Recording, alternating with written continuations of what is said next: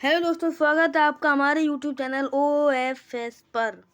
तो कैसे हो आप लोग? आई होप आप लोग बहुत अच्छे होंगे, बहुत बढ़िया होंगे। बेटा आज हम आपके लिए लेके आए हैं प्री बोर्ड 2025 सब्जेक्ट विज्ञान क्लास 10 A/50,000। विशेष तौर पर कोड देखा जाता है जो कि A/50,000 है बेटा। और 100% की मैं गारंटी देती हूँ कि कल आपका जो साइंस का पेपर प्री बोर्ड एग्जाम होगा उसमें यही पेपर आएगा। अगर ये पेपर नहीं आएगा तो मैं आपसे वादा करती हूँ कि मैं यूट्यूब चैनल ही डिलीट करवा दूंगी। ठीक है, थोड़ा सा बिलीव कीजिए। और अगर ये पेपर ना आए तो नाम बदल देना बेटा। 100% आपको यही पेपर कल बोर्ड एग्जाम में रखा मिलेगा। कोड देख लो बेटा, A/50,000 यही कोड आने वाला है, बिल्कुल यही कोड आएगा। चलिए तो बिना देरी किए शुरुआत करते हैं अपने MCQs को। तो आज हम सबसे पहले हम देखेंगे क्या खंड आ में है बहुविकल्पीय प्रश्न। नोट आपको जो भी दे रखा है पढ़ लेना, कोई दिक्कत नहीं है। नेक्स्ट फर्स्ट नंबर पर दे रखा है क्वेश्चन आपको MCQ में है जो कि आपका बिल्कुल पढ़ा हुआ बेटा। अगर मैं आपको ये मॉडल पेपर या प्री बोर्ड पेपर A/50,000 ना भी दिखाऊं ना तो भी आप 70 में से 65 नंबर लेके आने की गुंजाइश रखते हो। लेकिन फिर भी मेरा काम है, मैं आपको दिखा रही हूँ और मुझे पता है कि आप लोग ये सारे क्वेश्चन सॉल्व कर पाओगे। चलिए तो शुरुआत करते हैं। क्वेश्चन नंबर 1 है, निम्नलिखित में से कौन सा पदार्थ है जो लेंस बनाने के लिए प्रयुक्त नहीं होता है। इसमें ये पूछा गया है कि इसमें से ऐसा कौन सा पदार्थ है, वो जल है, प्लास्टिक है, कांच है या मिट्टी। इनमें से ऐसा कौन सा पदार्थ है जिससे लेंस नहीं बनाया जाता, जो लेंस बनाने में बिल्कुल भी यूज नहीं होता है। तो इसका आंसर आप बिना कुछ सोचे समझे भी दे सकते हो क्या?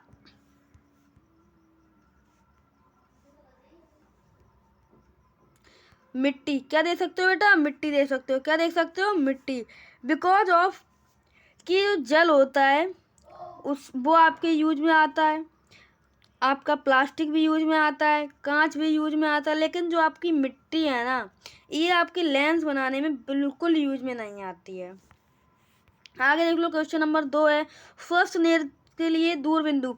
बेटा आप सोचो अगर मैं सिर्फ क्वेश्चन पेपर से शॉर्ट वीडियो डाली है, क्वेश्चन पेपर से आप लोग पेपर कर लोगे तो ऐसा बिल्कुल गलत है, क्योंकि इसका सॉल्यूशन मिलना भी बहुत इंपॉर्टेंट है।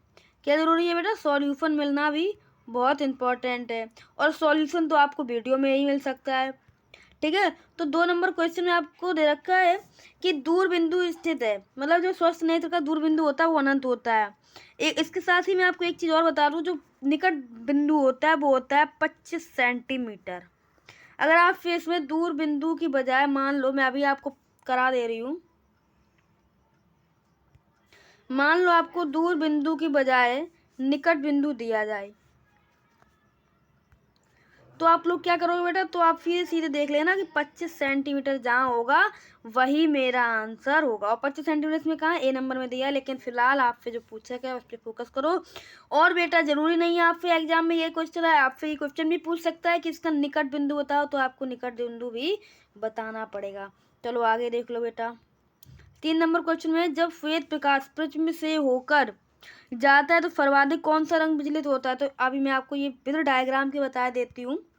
ये एक मान लो प्रिज्म है, जब जो सूर्य की किरण होती है ना बेटा वो वाइट होती है। जब वाइट किरण जाती है तो सबसे पहले अपवर्तन होता है, वो थोड़ा ऊपर जाती है, फिर से अपवर्तन होता है तो वो नीचे चली जाती है। लेकिन इसमें ना 7 रंग निकलते हैं। कितने रंग निकलते हैं बेटा? 7 रंग निकलते हैं। तो जो 7 रंग निकलते हैं उसमें सबसे ज़्यादा जो मुड़ता है, मतलब सबसे ज़्यादा जो मुड़ता है, जैसे मान लो ये सारे कलर जा रहे हैं, एक सेकेंड फिर से मैं बता दूं आपको। मान लो 1 2 3 4 5 6 ये सारे कलर हैं। अब आपसे पूछा था इसमें से सबसे ज़्यादा कलर कौन सा मुड़ता है, तो आप कहोगे ये वाला, और जो कि बैगनी है। यानी सीधी सीधी बात ये जान लो कि सबसे ज़्यादा मुड़ने वाला जो रंग होता है वो कौन सा होता है? बैगनी। आगे देखो, क्वेश्चन नंबर 4 में दे रखा है आपको विद्युत बल्ब का तंतु किससे बना होता है। मतलब जो हमारे यहाँ पे बल्ब होते हैं ना, जो भी बल्ब होते हैं वो किससे बने हुए होते हैं। तो बिल्कुल टेंशन की जरूरत नहीं है, सीधे सीधे कह देना बेटा टंगस्टन से बना होता है। कुछ भी इसमें दिमाग नहीं लगाना, सीधे सीधे कह देना टंगस्टन से बना होता है। और बेटा आपका ये गलत नहीं जाएगा, बिल्कुल भी गलत नहीं जा सकता आपका, बिल्कुल भी। Tungsten is the right answer. Next question है 5 नंबर, ताप बढ़ाने पर चालक का प्रतिरोध, मतलब मान लो ये एक वायर है, वायर को बेटा चालक बोलते हैं, जिसमें विद्युत, एक मिनट ये डाउट भी क्लियर कर दूँ, कुछ बच्चों का डाउट रहता है कि होता क्या है चालक, है ना, ये भी डाउट क्लियर कर देती हूँ। तो बेटा देखो चालक क्या होता है। चालक मान लो ये एक वायर है, ये एक वायर है, इससे विद्युत धारा इलेक्ट्रॉन के फॉर्म में जाती है, विद्युत धारा जाती है, प्रवाहित हो रही है। तो जो धारा होती है ना, अब जो देखो इलेक्ट्रॉन इधर जाएंगे तो धारा इधर जा रही होगी, और इलेक्ट्रॉन अगर इधर जाएंगे तो धारा इधर जा रही होगी, मतलब जो धारा होती है वो इलेक्ट्रॉन के विपरीत होती है। ये बात हमेशा याद रखना, ठीक है। तो ताप बढ़ाने पर चालक का प्रतिरोध पूछा, इसमें किसका प्रतिरोध, चालक। अब ये मान लो चालक है, मैं इसमें ताप बढ़ा दूँ तो क्या होगा, तो जो प्रतिरोध होगा उस पर क्या इफेक्ट पड़ेगा, तो जो प्रतिरोध होता है वो बेटा बढ़ जाता है। अगर हम ताप बढ़ाते हैं चालक का तो हमारा प्रतिरोध भी बढ़ता है, ठीक है, क्योंकि ये बेटा अनुपातिक होता है। कैसा होता है, अनुपातिक होता है। चलो आगे देख लो।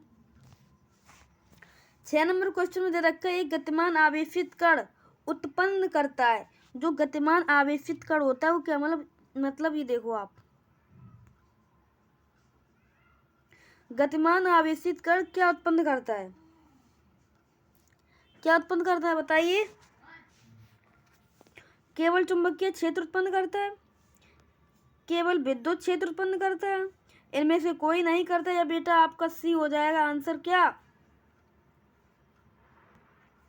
चुंबकीय क्षेत्र और विद्युत क्षेत्र दोनों उत्पन्न करता है, ठीक है। क्वेश्चन नंबर 7 ले लो। चुंबकीय क्षेत्र को तीव्रता का मात्रक नहीं है, मतलब जो चुंबकीय क्षेत्र का तीव्रता का मात्रक नहीं है, इसमें आपसे मात्रक नहीं पूछा गया, तीव्रता का मात्रक नहीं है ये पूछा गया। और ये क्वेश्चन अगर आप लोग सोच रहे हो मैं बताऊंगी तो बिल्कुल गलत। इस क्वेश्चन का आंसर हम आपको नहीं देने वाले। कारण है, एक आध क्वेश्चन आप लोगों को खुद से कमेंट में बताना होगा। तो इन चारों में से क्या सही आंसर होगा वो आप लोग मुझे कहाँ बताओगे, जल्दी बोलो, कहाँ बताओगे, कहाँ बताओगे, इन कमेंट, किसमें बताओगे, कमेंट में, ठीक है। ओके आगे बढ़ो।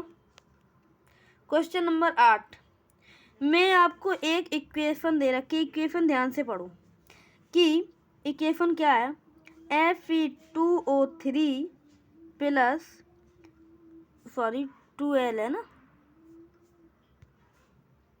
2Al, फिर क्या बना, Al2O3 प्लस 2Fe। अब आप ये देख लो कि जो O3 था वो Fe से अलग हो गया, तो Fe तो निकल गया बेटा, लेकिन जो O3 था वो Al2 के साथ जुड़ गया आके। वो किसके साथ जुड़ गया, Al2 के साथ जुड़ गया। मीन्स ऑफ दिस सेंटेंस, ये अभिक्रिया कौन सी होगी बताओ, फिर मैं आपको बताऊं। अगर पता है तो बहुत अच्छी बात है, नहीं पता है तो मैं आपको बता दे रही हूँ, विस्थापन अभिक्रिया, ठीक है। कौन सी अभिक्रिया, विस्थापन अभिक्रिया। नेक्स्ट क्वेश्चन देख लो आप, नेक्स्ट क्वेश्चन देख लो 9 नंबर, खाने का सोडा। इसमें से खाने का सोडा कौन सा है, NaCO3। NaCl किसका होता है, नमक का होता है। NaCO3 किसका होता है बताओ, धावन सोडा का। किसका होता है, धावन सोडा का। लेकिन आपसे पूछा कौन सा गया है, खाने के सोडा का। कौन सा पूछा गया है, खाने का सोडा। इसका आंसर हो जाएगा NaCO3। नेक्स्ट है 10 नंबर, कॉपर एक अयस्क है। कैसा अयस्क है बताओ कमेंट में, कॉपर कैसा अयस्क है,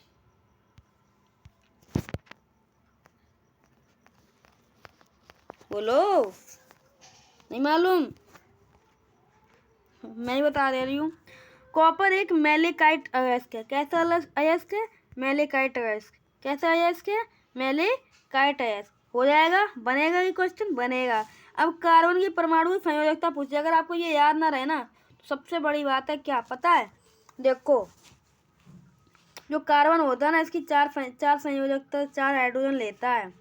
तभी आप कभी मैथेन का देखना तो उसका फॉर्मूला होता है CH4। अभी ऐसा IUPAC से भी ये क्वेश्चन आपको आगे मिल जाएगा देखने को, ठीक है। चलो आगे बढ़ो। तो इसकी संयोजकता होती है 4। नेक्स्ट है एथेनोइक अम्ल है। एथेनोइक अम्ल कौन सा है, एथेनोइक अम्ल। इसका मैं आपको बता दे रही हूँ, देखो ये देखो सबसे पहले तो इसमें एथ है, फिर एन है, थोड़ा कम कर लूँ, ये मैं आपको समझा दे रही हूँ। एथ प्लस, अब इसका अगर संधि विच्छेद करेंगे तो एथ एन प्लस ओइक, प्लस क्या है ओइक। तो अब ये देखो एथ किस में आता है, सबसे बड़ी बात है एथ किस में आता है, एथ किस में आता है, एथ आपका आ जाता है CH, जब आपके कार्बन 2 होते हैं, जब कार्बन 2 होते हैं तो आपका एथ आ जाता है, आता नहीं आता है। और उसके बाद एन दे रखा है, तो एन का फॉर्मूला क्या लगाते थे हम, C2H2N प्लस 1, ये तो लगाते हैं हम। तो आप ये देख लो कि एच के बाद एन है, तो अब एच का मान कितना हो जाएगा 2N, एन का मान कितना है 2, तो 2 दूनी 4 और 1 5, C2H5, ये हो गया। ये हुआ कि नहीं हुआ, जल्दी बोलो बोलो बोलो, होगा कि नहीं। आप लोग बताते नहीं हो, कमेंट नहीं करते हो तो मज़ा नहीं आता है। चलो आप आंसर ही देख लो, फिर आपको करना ही नहीं है। चलो ले जाओ, ये रहा आपका आंसर। देखो आपको कुछ समझा तो आपको समझना ही नहीं है। निम्नलिखित में से एल्काइन है, एल्काइन पूछा गया है इसमें, एल्काइन पूछा गया, ये तो बता सकते हो कि नहीं, बता सकते हो। C3H4 समझाने का कोई फायदा नहीं है, आपको वीडियो लेंदी ना हो, बस ये इतना चाहते हो, हद कर दी मतलब। चलो देख लो अगला क्वेश्चन, देख लो। मनुष्य के हृदय में कितने कक्ष होते हैं, तो 4 कक्ष होते हैं। स्वपोषी पोषण के लिए आवश्यक है, ये थोड़ा सा डस्ट हो गया, यहाँ पे CO2 होगा, ये क्लोरोफिल हो गया, और यहाँ पे सूर्य का प्रकाश होगा। क्या होगा, सूर्य का प्रकाश। और उपयुक्त तो सभी, ये 2 ऑप्शन थे, मैं अभी आपको राइट कर देती हूँ सही से।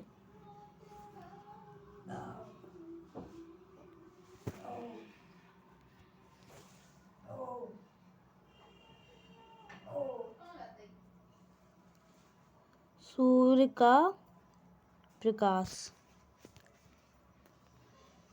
और इसमें हो जाएगा सभी, ठीक है। तो इसका आंसर हो जाएगा आपका सभी, क्योंकि क्लोरोफिल भी होता है पोषी पोषण के लिए, CO2 भी होता है, सूर्य का प्रकाश भी होता है, सभी हो जाएगा इसका आंसर, ठीक है। इसका आंसर क्या हो जाएगा, सभी हो जाएगा। ये थोड़ा डस्ट हो जाता है बार बार, लो दिखेंगे। नेक्स्ट क्वेश्चन देख लो आप, 16 नंबर। 16 नंबर दे रखा है, इसमें से कौन सा पादप हार्मोन नहीं है। पादप हार्मोन नहीं है बेटा, ये देखो पादप हार्मोन नहीं है, तो ऑक्सिन एक पादप हार्मोन है, ध्यान दो। ऑक्सिन एक पादप हार्मोन है, जिबरेलिन भी पादप हार्मोन है, एथिलीन भी पादप हार्मोन है, लेकिन जो एस्ट्रोजन है ना बेटा, ये एस्ट्रोजन फीमेल में पाया जाता है। किसमें पाया जाता है, फीमेल में। फीमेल मतलब ये एक पादप हार्मोन्स नहीं है। चलो नेक्स्ट है 17 नंबर, शुक्राणु का निर्माण कहाँ होता है। कुछ बच्चे इसमें टिक लगा देते हैं कि सर शुक्रवाहिका में होता है, तो बेटा ये बिल्कुल गलत होता है आपका। वृषण में, शुक्राणुओं का निर्माण वृषण में होता है। हमेशा याद रखना कि शुक्राणुओं का निर्माण वृषण में होता है। बहुत से बच्चे गलत करके आते हैं शुक्रवाहिका में। शुक्रवाहिका तो उसकी एक नलिका है जिससे वो निकल के जाता है भाई। आंसर इसका वृषण हो जाएगा, ये बात याद रखना।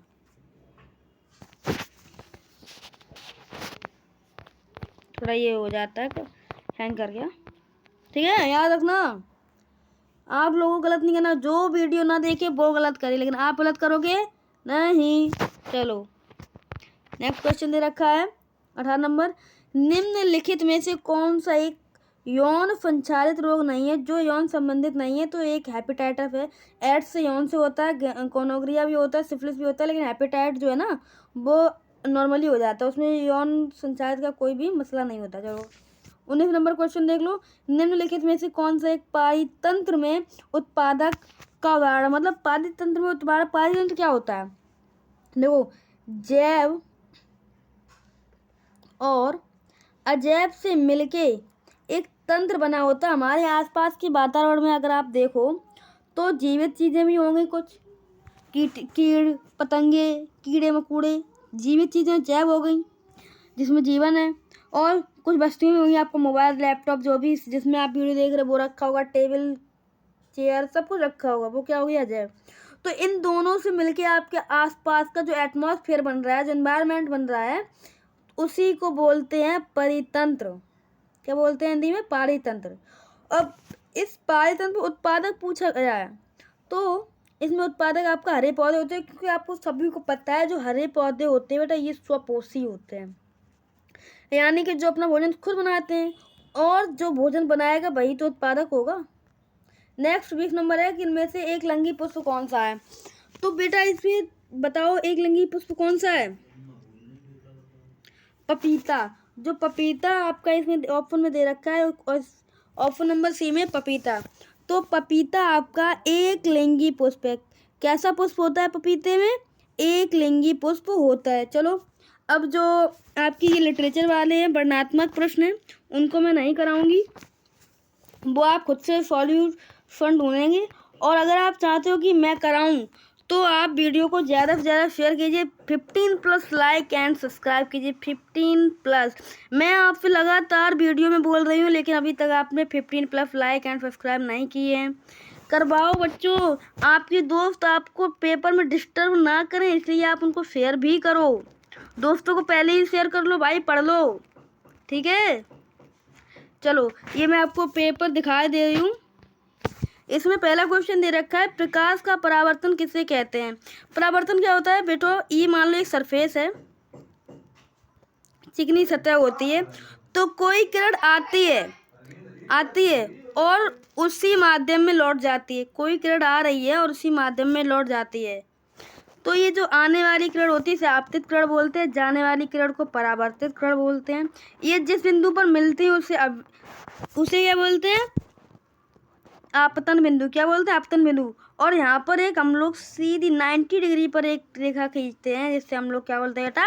अभिलंब बिंदु। इस वाले एंगल को आई बोलते, सॉरी, इस वाले एंगल को आई बोलते हैं, इस वाले एंगल को आर बोलते हैं। तो ये सब आपको इसमें पूछा गया ना कि इस चित्र के साथ बताना है, तो चित्र के साथ आपको ये चित्र बना के आना है। मैंने अभी आपको बताया, उसमें सारी चीज़ें लिखनी है।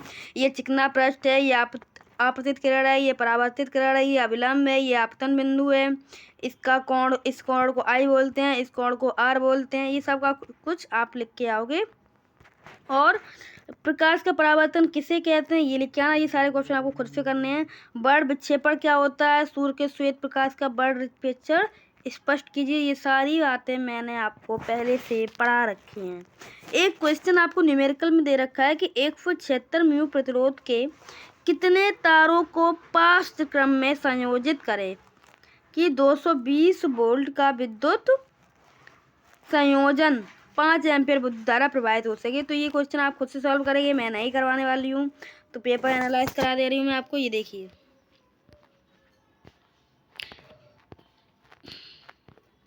ठीक है। और यदि आपको पेपर नहीं आ रहा है, मतलब मैं आपको पेपर दिखा दे रही हूँ और फिर भी ये पेपर नहीं आता है, तो आप मुझको कमेंट कीजिए, मैं आपको इसका सॉल्यूशन भेजूँगी, फुल वीडियो सॉल्यूशन कराऊंगी। लेकिन अभी टाइम को देखते हुए मैं आपको शॉर्ट में करा देती हूँ। MCQ करा दिए हैं और लिटरेचर आप लोग खुद से कर देना। चैनल को बेटा सब्सक्राइब तो करना पड़ेगा।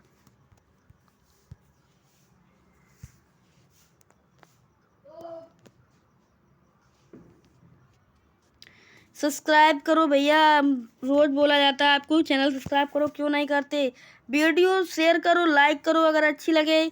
और अगर आपको सॉल्यूशन चाहिए या कोई दिक्कत है तो आप उस पर कमेंट भी कर सकते हैं, ठीक है। और अगली वीडियो के लिए आप लोग 15+ लाइक एंड सब्सक्राइब करवाइए। आपको अगली वीडियो बहुत जल्द मिलने वाली है। कौन सी पेपर है अगला पेपर आपका बेटा ड्राइंग का है। तो ड्राइंग का पेपर का आपको सब कुछ मिलेगा यहाँ, सॉल्यूशन विद। एग्जाम से पहले मैं आपको पूरा सॉल्यूशन करा दूंगी। बस क्या करना है आपको? सिर्फ और सिर्फ 15+ लाइक एंड सब्सक्राइब कराइए, आपको फुल सॉल्यूशन दिलाऊंगी, ठीक है। ओके।